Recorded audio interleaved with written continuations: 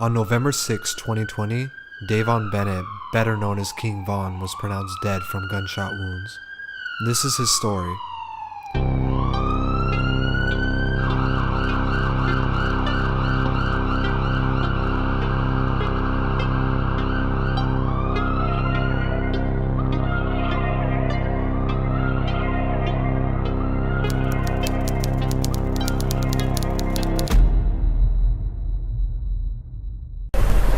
Picture a no man's land with broken windows, dark abandoned buildings, no law and order. There are carefully demarcated areas controlled by rival bands of armed militia fighting over the rubble. Nearly every night there's sniper fire. It sounds like Beirut, but in fact it's America, a creature of state, local, and federal government, the product of bad politics, failed policy, and official neglect. It exists unseen except by those who live there, a stone's throw away from some of the most valuable real estate in our nation's third largest city. Davon Bennett grew up in one of the roughest neighborhoods of Southside Chicago, Parkway Gardens, also known as O Block off of 64th, not 63rd. In the Gardens, he was known as Grandson, referring to his relationship with his grandfather, David Barksdale, one of the founders of the Black Disciples. It started with Larry Hoover. Larry Hoover was a High Supreme gangster. David Barksdale was a devil disciple. Growing up, his life wasn't bad for what it was. Although he didn't meet his father until 8 years old, due to him being locked up on and off all through his early childhood, his mother and stepdad did their best to make sure he had what he needed.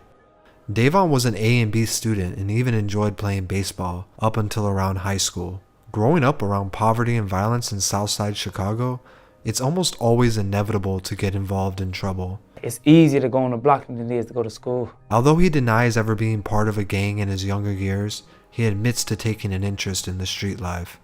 Davon's father would pass away and his grades would start to slip. He soon turned to crime himself, starting out just stealing bikes and other small things. But at the age of 15, he would catch his first case, unlawful carry of a firearm. Unfortunately, it didn't stop there. He would spend time in juvenile detention twice before the age of 18. Missing out on most of his teenage years, he wouldn't go more than 6 months without finding trouble with the law. At this time, he didn't know these run-ins with the law would be small problems compared to what was coming.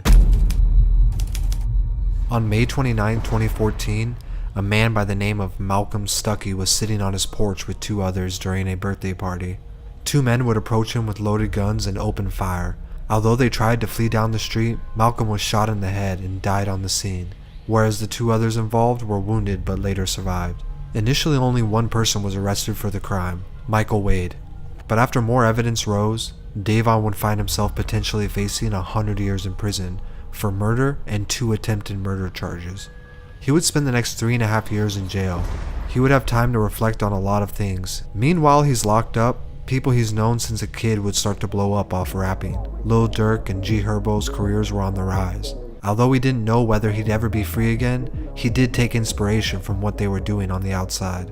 He began freestyling and beatboxing in jail to pass time because there was nothing else to do. Taking after his grandfather's nickname, King David, he would get the nickname King Von from his cellmates who knew David, and they said the way he handled himself in the street reminded them of him. In 2017, after spending 3.5 long years in jail, his trial would only last 5 days. Michael Wade, who worked with the police trying to reduce his sentence, was given 20 years, while Davon, who didn't cooperate, would be acquitted of all charges, and 4 hours later, released back into civilian life. Wasting no time after being released, he began writing his first raps. He drew inspiration from urban novels as well as his own past experiences to write his first songs. Although spending so much time in and out of jail was something he never wanted to experience again, he admits it helped shape the person he was and made rapping about it easier. In late 2018, he began releasing music after linking back up with the now superstar Lil Durk. Lil Durk would co-sign his music from the beginning, where he even uploaded his earliest songs on his own YouTube channel to help bring attention to Von's music. After the release of a few songs, he had already begun to build a fan base. Drill music peaked between 2010 and 2015 or so, and with the popularity of it decreasing over recent years, King Von's captivating way of telling just about any story over a drill beat with what looked like no effort at all would bring a refreshing and much needed new style to the drill scene. His early single Problems had brought him some traction, but just a few months later, on the last day of 2018, he would drop his single Crazy Story, which told the story of a robbery turned shootout, and his life would change forever. This song would blow up almost instantaneously. Childhood friend and co-signer Lil Durk wasted no time hopping on the part 2 of the song after signing him to his Only the Family label. To further his career and by personal choice, he would move out of Chicago and relocate to Atlanta. In 2018, he dropped his first official mixtape titled Grandson, which featured more collabs with Lil Durk and Booka 600. But with fame and fortune almost always comes beef. It seems trouble was something that always found its way back into Von's life, in one form or another. Hey, gang. Yeah. I'll stop playing with the odds though, bro, for real. You know that shit be hurting for real. Yeah, fuck them. It seemed like every few months or so, Von found himself in a debacle online with another rapper. I mean, how many times a week do we see a rapper dissing another rapper? In today's world, we see this shit all the time, especially online. And in most cases, nothing ever happens. In 2020, Von would release 2 more projects, LeVon James, and later Welcome to O Block.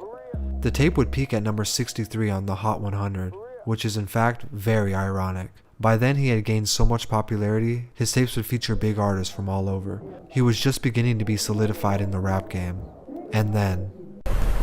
And GBI investigators still here on scene. This shooting made national headlines as officials confirmed one of the 3 people shot and killed was rapper King Von from Chicago, who was here last night with friends. What started as a fight outside of an Atlanta hookah lounge would turn into King Von's fatal last moments.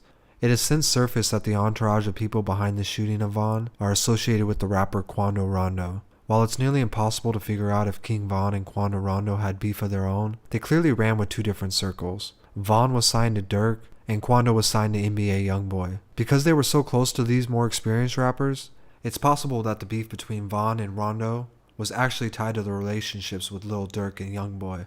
Although it was never really confirmed, people did believe that Von and NBA Youngboy had some type of issue with each other after Von posted a picture of Youngboy's ex-girlfriend. Regardless of the reason why this all started, the truth is nobody deserves to die at such a young age. Von was just getting started. It's actually crazy to think about the fact that we won't be able to see what his full potential was. But one thing is for sure, music doesn't die, and his footprint will remain.